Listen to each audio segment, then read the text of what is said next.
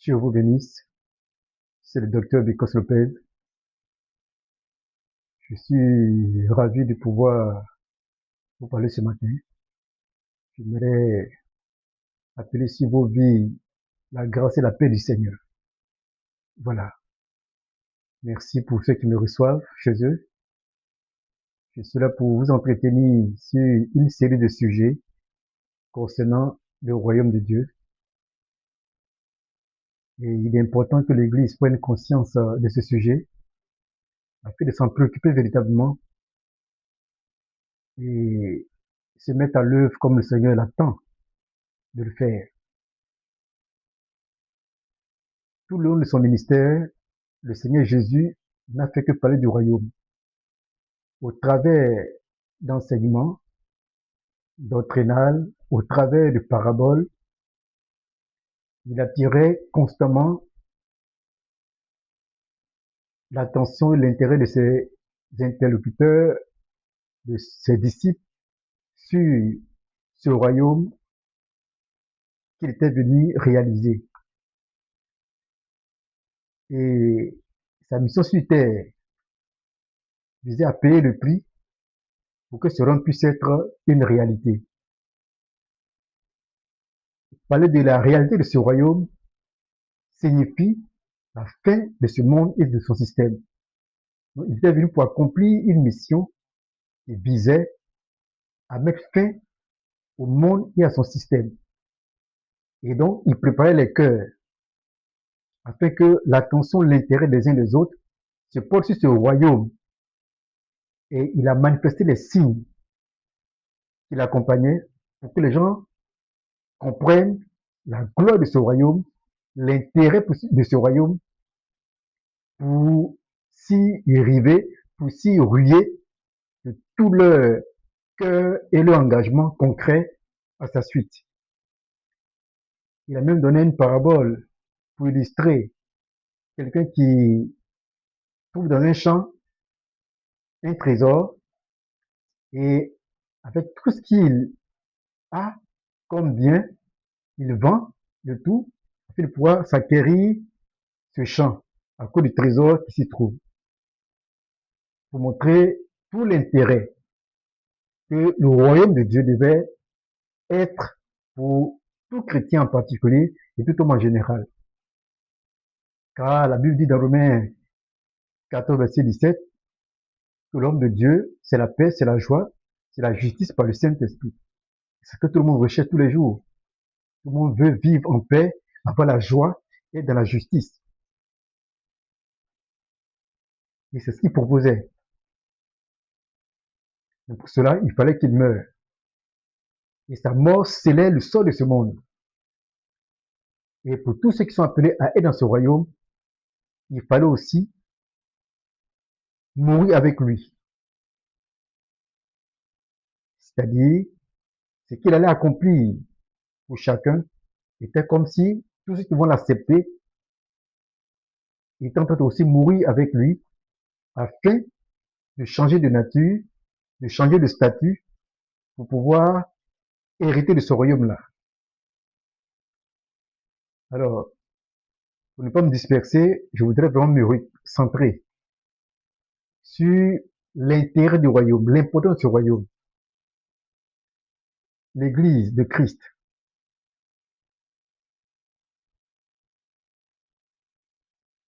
Quand on parle de l'église, c'est une assemblée de convertis, une assemblée de convertis. Mais c'est le premier stade ou la première étape de l'état de l'église.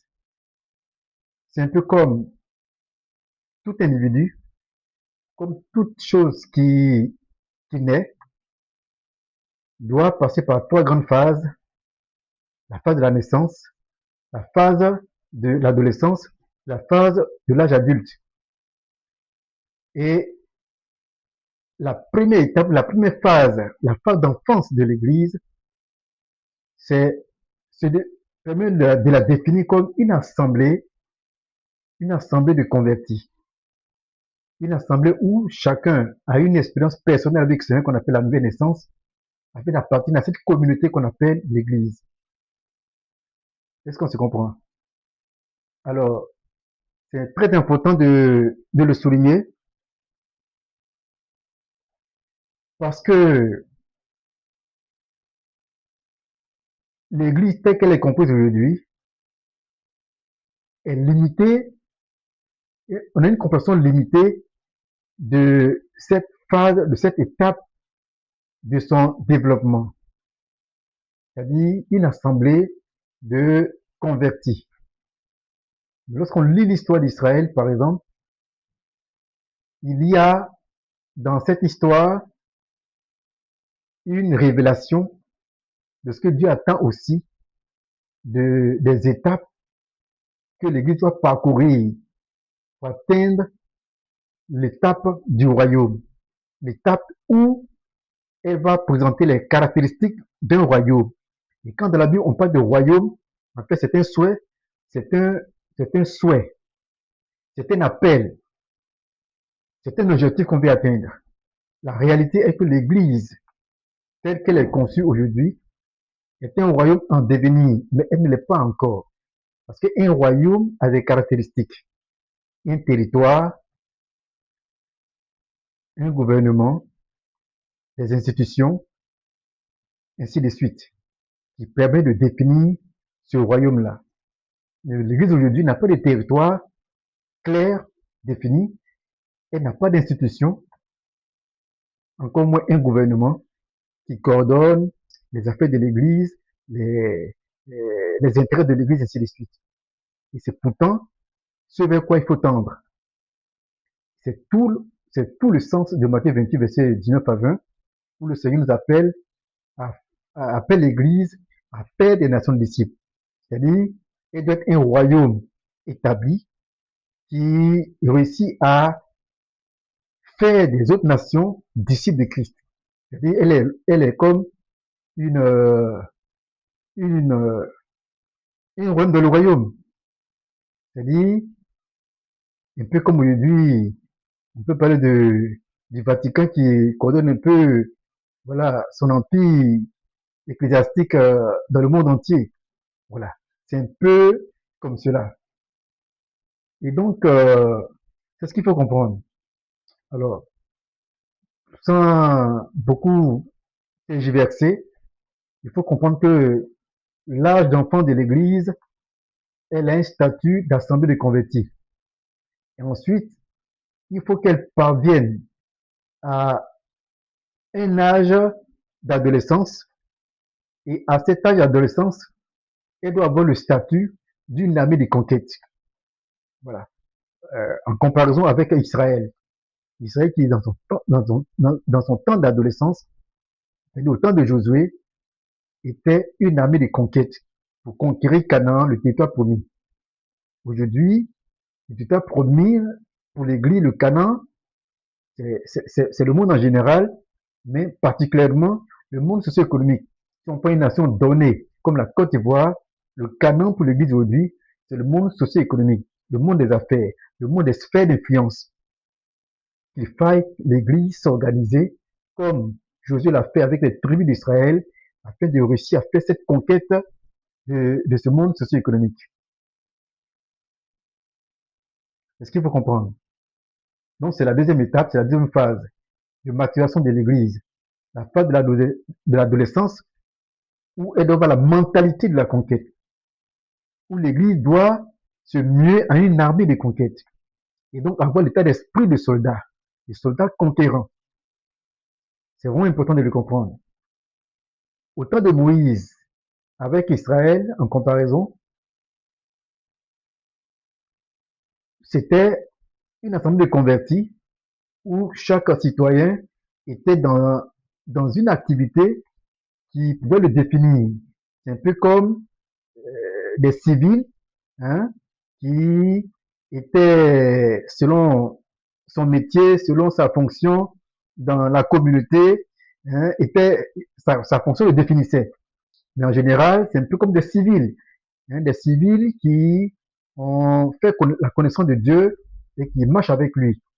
Vous comprenez? Mais lorsqu'on arrive à cette étape de l'adolescence d'Israël comme de l'adolescence de l'Église, c'est l'Église comme en son temps Israël ne doit plus être perçue comme une assemblée convertie, mais comme une armée de conquête. Une armée de conquête.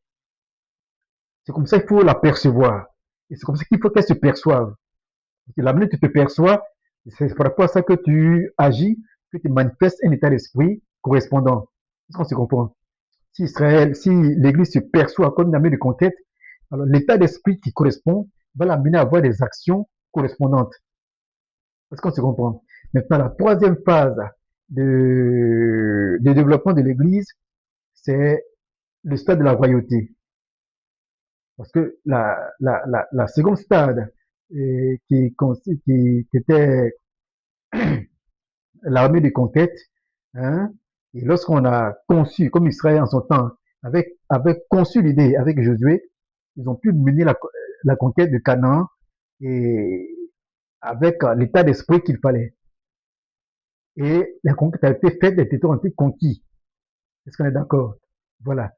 Donc, si l'Église, oui, se revêt de cette mentalité de conquête et que chaque chrétien se voit comme un soldat conquérant et qui se dispose la discipline militaire qu'il faut afin que de façon coordonnée dans l'ensemble de la communauté, les choses sont faites pour que la conquête se fasse, alors l'Église fera faire des conquêtes avec l'Esprit du Seigneur, bien sûr. Et de la même manière que lorsqu'Israël a réussi à faire la conquête du Canaan, à un moment donné, les tribus étaient chacun dans son héritage pour jouir de son héritage et il n'y avait pas encore de roi. Cela aussi a été un problème. Un problème qui a fait que le manque de coordination, le manque de synchronisation des affaires de la nation, chacun vivant comme il voulait, tout ça a entraîné Israël à beaucoup d'erreurs, beaucoup de révélations, qui l'ont exposé à beaucoup d'invasions, qui ont fait que ils ont eu des problèmes et le plan de Dieu n'a pas pu se accomplir dans le temps. Et à un moment donné, le Seigneur a bien compris que le temps était arrivé et lorsque Israël allait demander à Samuel de leur donner un roi, le Seigneur a permis cela parce que c'était vraiment important. Hein, parce que la royauté permettait de fédérer les tribus et créer une coordination plus renforcée, une unité nationale plus renforcée afin de favoriser les desseins divins. Si vous comprenez. Donc, la dernière phase, donc, c'est la phase de la royauté. Et si l'Église s'organise comme Israël et comme Josué a organisé les tribus et qu'ils ont réussi à compter le territoire du Canaan, de la même manière, si l'Église aujourd'hui comprend cette pensée et s'y inscrit dans cette pensée et se coordonne, se coalise, se forme une corporation missionnaire économique qui lui permette d'investir les 7 sphères d'influence qui caractérisent une société donnée et que la conquête est menée avec l'Esprit du Seigneur, alors elle aura tous les leviers en ses mains pour pouvoir ériger un gouvernement, hein, selon Dieu, hein, qui puisse servir aux intérêts du royaume. Et alors, on pourra voir émerger un roi chrétien qui puisse véritablement s'établir sur une nation, hein, comme Dieu le veut, afin de pouvoir faire d'une nation donnée un disciple de Christ. Voilà un peu ce qu'il faut comprendre.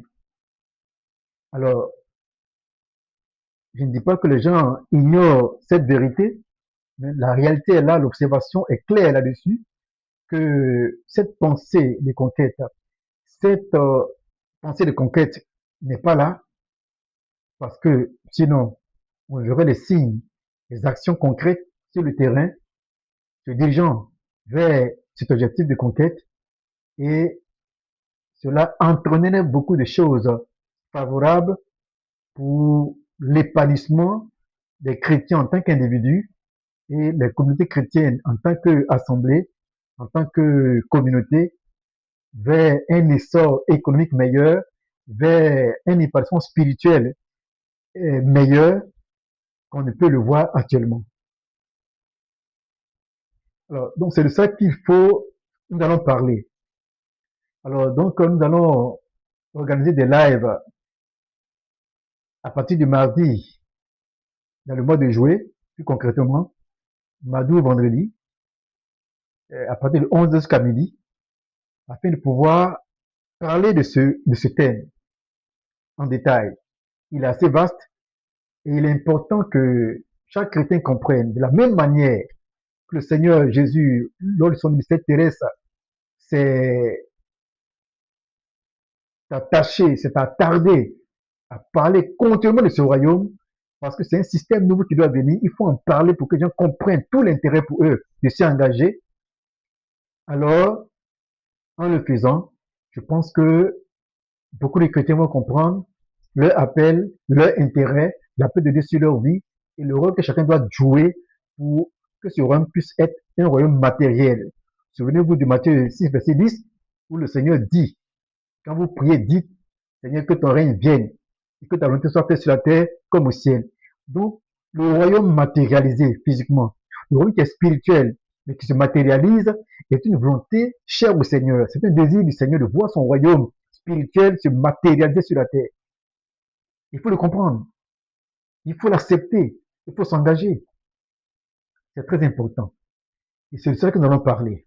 Nous allons parler du royaume dans les moindres détails, dans les moindres contours, pour que chacun comprenne ce que Dieu attend de l'Église et à son niveau personnel, ce que Dieu attend de lui et ce qu'il a à faire afin que les choses puissent aller de l'avant, que l'Église puisse passer de ce stade de d'assemblée des convertis à un stade, à une étape où une étape de maturité, de sa maturation, où elle sera une armée de conquête avec un état d'esprit de soldats conquérants. Ce n'est pas une option, c'est une obligation, c'est une nécessité, c'est un impératif. Voilà. Et donc, voilà de quoi il s'agit. Le Seigneur compte sur chacun de nous et il est important de se lever pour le royaume. Voilà. Nous sommes des célestes vivant sur la terre. C'est ça notre identité. Il faut que les choses soient très claires. Nous sommes d'abord des célestes sur la terre. Et nous sommes aussi ambassadeurs du royaume de Dieu, du royaume de Dieu sur la terre. Et la terre appartient au Seigneur.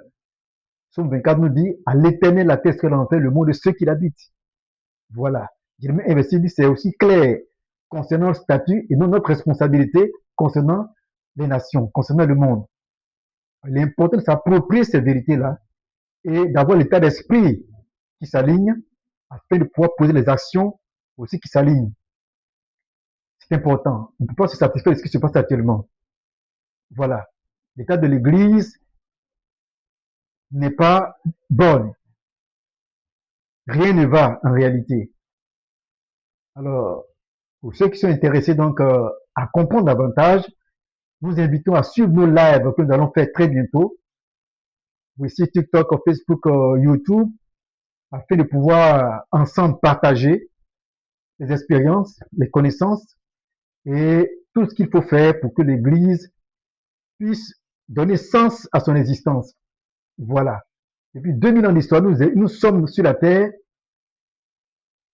sans manifester le sens de notre existence. Ce pourquoi Christ nous a suscité, nous ne le manifestons pas. Aussi, le monde est dans l'état qui se trouve. Et les premiers comptables, sachez-le, c'est nous.